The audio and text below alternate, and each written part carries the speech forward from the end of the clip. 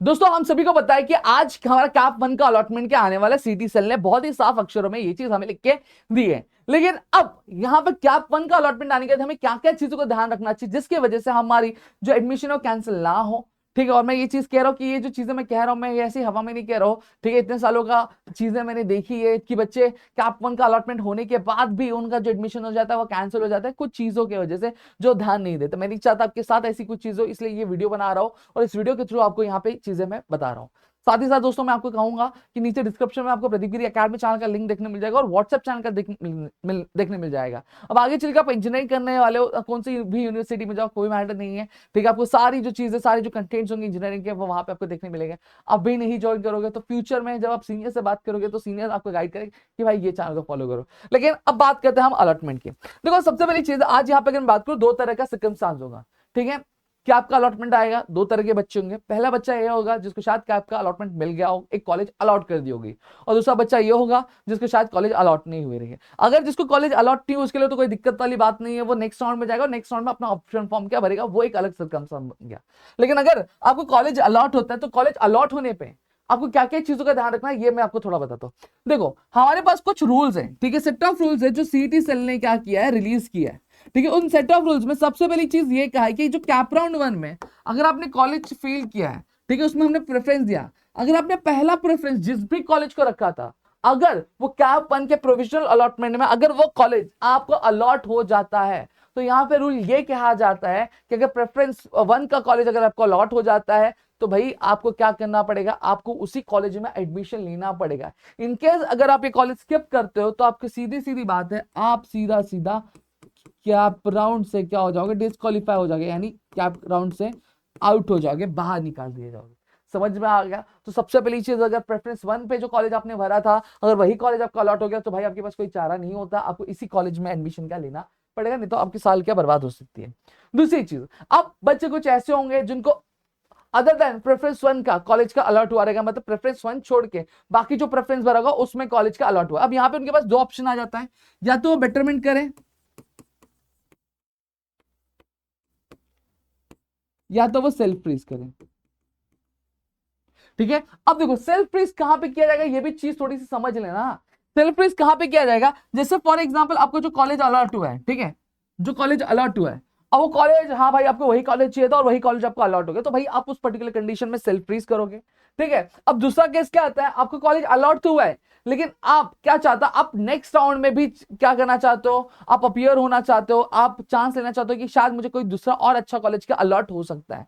तो उस केस में आप क्या करोगे, आप बेटरमेंट का ऑप्शन चूज करोगे कि आप जहां पे ये चाहते हो कि भाई मुझे जो इस राउंड में कॉलेज अलॉट हो वो भी मेरा होल्ड पे रहे और अगले राउंड के लिए भी मैं क्या करना चाहता हूं, अपियर होना चाहता हूं। बाई चांस अगर मुझे सेकंड राउंड में अगर कोई कॉलेज अलॉट नहीं होता है तो मेरा ये कॉलेज रहना चाहिए। तो इस ऑप्शन के लिए क्या बना हुआ है, आपका बेटरमेंट बना हुआ है, जहां पे आपको कुछ नॉमिनल फीस भरनी, आपको कुछ अमाउंट भरना पड़ेगा, नॉमिनल नहीं बोलूंगा, अच्छा अमाउंट है, ठीक है, अमाउंट आपको फील करना पड़ेगा, पे करना पड़ेगा और आपकी जो सीट होती है वो होल्ड हो जाती है। फिर नेक्स्ट राउंड में अगर कॉलेज आपको अलॉट नहीं भी होता है तो भी आप क्या यहाँ पे जा सकते हो। अब बात यहाँ पे मैं सेल्फ फ्रीज वालों की करता हूं। अब जो बच्चे, और एक और ऑप्शन होता है, ठीक है, कि अगर आपको जो कॉलेज अलॉट हुआ अगर आपको नहीं चाहिए, ठीक है, आप उसको होल्ड में भी रखना नहीं चाहिए, आप कुछ मत करो, अपने आप चला जाएगा। समझ में आ गया? अब देखो दूसरी चीज, अब बच्चे जो सेल्फ फ्रीज करते, जो जिनको जो कॉलेज अलॉट हुआ है उसी कॉलेज में उनको एडमिशन लेना है तो उनको अब क्या क्या चीजों का ध्यान रखना चाहिए वो ध्यान दो। सबसे पहली चीज आपके डॉक्यूमेंट्स,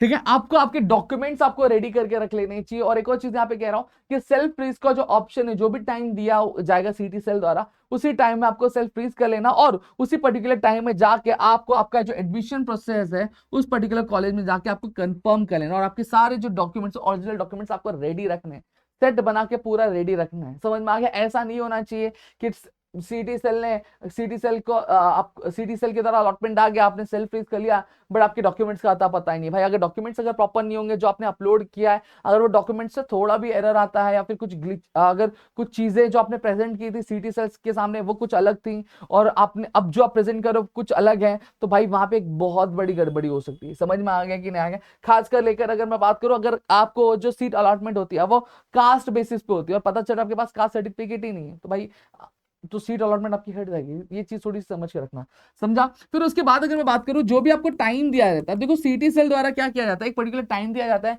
कि जो भी बच्चे को कॉलेज अलॉट हुआ है वो ये पर्टिकुलर टाइम में जाके कॉलेजेस में जाके अपना एडमिशन का कंफर्म कर लें। तो एक चीज यहाँ पे कह रहा हूँ कि जो पर्टिकुलर टाइम दिया उसी पर्टिकुलर टाइम में जाके अपनी जो एडमिशन है वो कंफर्म कर लेना, ठीक है। आप पता चल रहा है जो टाइम दिया उस टाइम में आप जा रहे ही नहीं हो, टाइम में नहीं जाने के बाद फिर उसके बाद जा रहे हो, तो मैं आपको कह रहा हूँ कि यहाँ पे आपकी रिस्क बहुत ज्यादा बढ़ जाती है। आपका जो अलॉटमेंट आपको मिला होगा वो क्या होता है, आपका कैंसिल भी हो सकता है, और यहाँ पे आप दिक्कतों का सामना क्या कर सकते हो। समझ में आ गया, ये चीज थोड़ी सी ध्यान में रखना। फिर उसके बाद अगर मैं बात करूं तो आपकी चीजें क्या होती है, तीसरी चीज अगर मैं बात करूं, बाकी जो भी नेसेसिटी वाली चीजें, नेसेसिटी एडमिशन के लिए जो भी चीजें जरूरी है, चाहे वो फीस हो गया, चाहे वो आपका डॉक्यूमेंट्स हो गया, ठीक है, बाकी आपकी जो चीजें होती हैं उन सभी चीजों की जो तैयारी है वो आपको अभी से क्या करके रख लेनी चाहिए। जैसे अलॉटमेंट आ गया, आपको पता चल गया हाँ अलॉट हो चुका है, मुझे क्या करना चाहिए, मुझे सारी तैयारी करके मुझे कॉलेज में जाके अपना जो सीट है वो कंफर्म कर लेना चाहिए और वो चीजों को वेरीफाई कर लेना चाहिए। समझ में आ गया। और इन सभी चीजों की जो तैयारी वो आप अभी से कर लो। अगर आपको लग रहा है हाँ जो आपने कॉलेज फिल किया, आपने अपने परसेंटाइल के अकॉर्डिंग उस कॉलेज का कट ऑफ था, तो भाई आपको कॉलेज अलॉट होने के अगर चांसेस हैं, आपको कंफर्म है, तो भाई मैं कहूंगा ये सारी चीजें पहले ही सी तैयार करके डॉक्यूमेंट्स अपने सेटअप तैयार करके लो। जो फीस लगने वाली है वो फीस का भी जो अरेंजमेंट है वो अरेंजमेंट आप पहले ही सी करके रख लो। समझ में आ गया, कि ताकि आपको आगे चलकर कोई दिक्कत नहीं हो, ठीक है। और अगर बेटरमेंट के लिए भी जा रहे हो तो वो भी ऑप्शन आप पहले ही सी करके रखो, वरना फिर कैसा होता है कि आप सेकंड राउंड के लिए अपियर हो रहे हैं और ये वाले राउंड में आपने बेटरमेंट वगैरह कुछ किया नहीं, तो ये वाला जो कॉलेज होगा, ये वाला कॉलेज आपके हाथ से निकल जाएगा। समझ में आ गया। तो ये कुछ चीजें हैं जो आपको ध्यान में रखनी है, अगर आपने ये गलती की तो भाई आपको बहुत पछतावा हो सकता है। समझ में आ गया। तो यहाँ पे मैंने आपको पूरी की पूरी चीजें बता दी, होप सो यहाँ पे पूरी चीजें क्लियर हो गई। स्टिल अगर और भी कोई डाउट है तो प्लीज मुझे कमेंट करके जरूर बताना। मिलते हैं अगली वीडियो में। जय हिंद दोस्तों।